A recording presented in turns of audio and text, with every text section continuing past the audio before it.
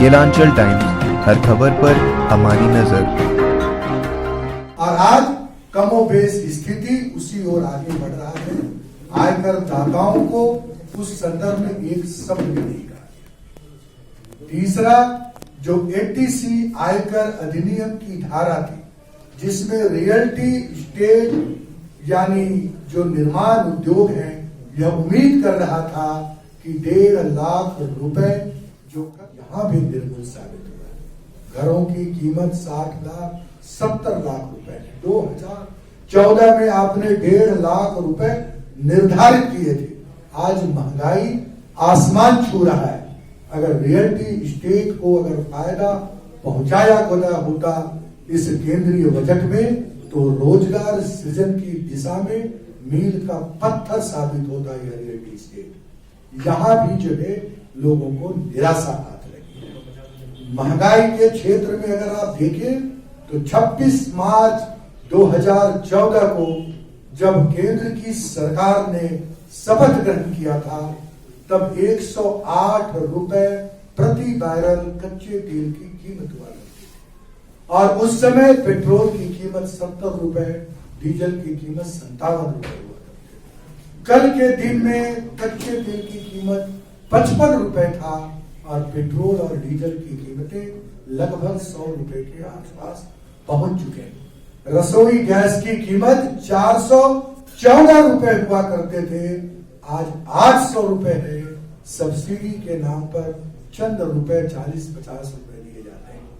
UPA की सरकार में 200, 300, 400 रुपए तक की सब्सिडी हुआ।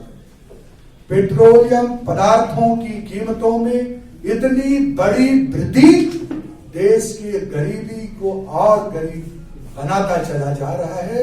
और 200 खरब रुपए का मुनाफा सिर्फ उत्पाद शुल्क से केंद्र की सरकार ने कमाने का काम किया है।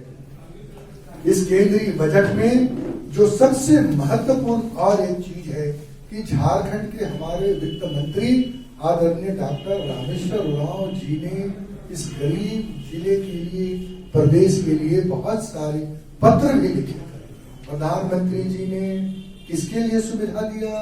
आसाम के लिए, बंगाल के लिए, वैसे प्रदेशों के लिए जहां चुनाव हुए, सड़कें निर्माण की।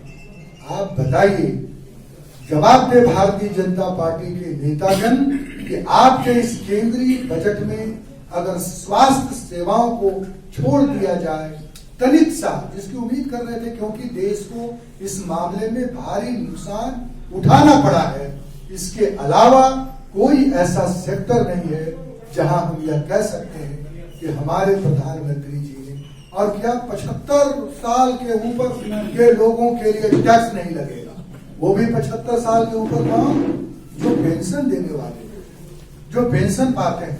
आप बताइए, ऐसा लोग जिसकी कोई संगठित आय नहीं है, जिससे तनख्वाह नहीं मिलता, कारपोरेट हाउस में नौकरी नहीं करते, ऐसे जिनके पास कोई रोजगार नहीं है, ऐसे लोगों के लिए इस बजट में कोई प्रावधान नहीं किया गया है। कांग्रेस पार्टी का यह मानना है यह बजट पूरी तरह से निराश करने वाला है, गुमराह करने वाला है और देश को तबाही के रास्ते पर ले जाने वाला यह बजट है। देश की 130 करोड़ देशवासियों की आत्मा आज छलनी हो रही है। और हमारे केंद्रीय मंत्री और प्रधानमंत्री जी किसानों के लिए, वो किसान जो ठिठुर रहे हैं, जान दे रहे हैं सड़कों पर, माताएं। आज मैं सुन रहा था, एक महिला आई थी वहां अपने 3 महीने की बच्ची को लेकर के। मैं सुबह ट्विटर पर उसके न्यूज को सुन रहा था, बीबीसी के द्वारा। उसने कहा, मैं टिकैत और किसानों के आंसुओं को देखकर रोक नहीं पाई।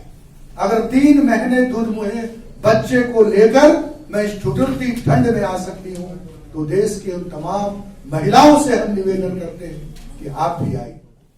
और दूसरी तरफ आप देखेंगे कि इस कोरोना के कार्यकाल में पूरे देश की अर्थव्यवस्था बिल्कुल समाप्त हो गई।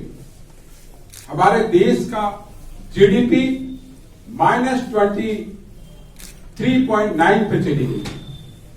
मगर भारत सरकार और भारतीय जनता पार्टी के कुछ कॉरपोरेट घरानों की आय लगातार इस वैश्विक मंदी में भी, जिसमें पूरा विश्व परेशान था, सारी जगह परेशानियां सब लोगों की आ रही थी, उसमें कुछ कॉरपोरेट घरानों की आय लगभग 30% से ऊपर गई। लगभग 3 लाख करोड़ रुपया जो भारतीय जनता पार्टी के घनिष्ठ मित्र है, उन लोगों की आमदनी मुनाफा बढ़ी है। तो देश एक तरफ तबाही में जा रहे हैं, जीडीपी हमारा माइनस पे चला जा रहा, और दूसरी तरफ वैसे कॉरपोरेट घराने जिनकी मुनाफा लगातार इस वैश्विक महामारी में भी बढ़ता चला गया। ये प्रश्न देश की जनता केंद्र सरकार से, भाजपा के उन नेताओं से जानना चाहती है कि कौन सा टेक्नोलॉजी आपने उन लोगों को दिया कि जिससे पूरा देश जब परेशानियों में चल रही थी और उन कॉर्पोरेट घरानों की आय मुनाफा लगातार बढ़ते चली जा रही। इस आपदा में जो लोग प्रभावित हुए थे, बजट से बहुत उम्मीद थी कि जो प्रभावितों को कुछ न कुछ इस बजट से राहत मिलेगी। सबसे अधिक प्रभावित होने वाले लोग भारत के गरीब परिवार, फिर एमएसएमईज जिसमें 11 करोड़ लोग काम करते हैं, 6 करोड़ 3 लाख इंडस्ट्रीज है एमएसएमईज के अंदर में जो है, उनका 45% कंट्रीब्यूशन है औद्योगिक उत्पादन में, और मैन्युफैक्चरिंग का बहुत बड़े पार्ट को कंट्रीब्यूट करते हैं। उसके बिना न मेक इन इंडिया सफल हो सकता है, न मैन्युफैक्चरिंग सफल हो सकता है। वो बहुत ही स्टेट में दबाव में रहा, इतना दबाव में रहा कि 3 लाख करोड़ रुपए का जो गारंटीड बैंक लोन सरकार ने आत्मनिर्भर के अंदर में घोषणा किया था, वो पूरा अवेल नहीं किया। वो लोन लेने के तैयार नहीं हुए, क्योंकि वो लोन को सर्विस नहीं कर पाते, उसका ब्याज नहीं पाते। उनकी स्थिति इतनी खराब थी, वो 3 लाख करोड़ का लोन जो है पूरा अवेल नहीं किया एमएसएमईज ने। अभी उन्होंने 15,000 का राहत पैकेज एक दिया है एमएसएमईज के लिए। ये बहुत ही काफी पर्याप्त से कम है, बहुत ही नाकाफी है। ये 15,000 करोड़ रुपए, जहाँ 11 करोड़ लोग काम कर रहे हैं, जहाँ 6 करोड़ 30 लाख इंडस्ट्रीज है, इनके रिकवरी के लिए एक बड़ा अभियान चलाया जाना। जब 1 लाख करोड़ का पैकेज आना चाहिए था ताकि इनका रिवाइवल हो पाता, लेकिन इस इन्होंने अपॉर्चुनिटी मिस कर दी है।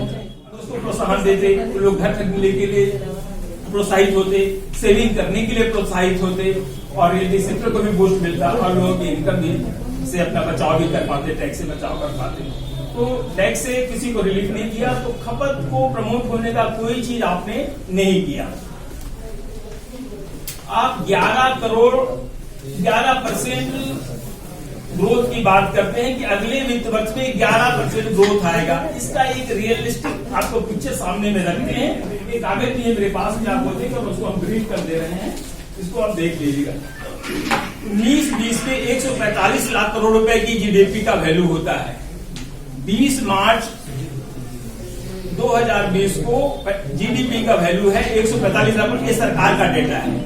इसके बाद में आप बोलते हैं कि 7.7 का कंस्ट्रक्शन है, 7.7% का कंस्ट्रक्शन होगा इस साल जो है। तो अगर 7.7% कंस्ट्रक्शन होता है, तो वो वैल्यू घट करके 134 लाख करोड़ रुपए हो जाती है। और 134 लाख करोड़ रुपए में जब 11% की आप ग्रोथ बताते हैं कि 11% जो ग्रोथ करेगा, तो वो 149 करोड़ हो जाता है। तो कहने का मतलब 2020 मार्च जो है, वहां से 2022 मार्च 2 साल में आप 4 करोड़ रुपए ही आगे, 4 लाख करोड़ रुपए ही आगे बढ़ पाते हैं। केलांचल टाइम्स, हर खबर पर हमारी नजर।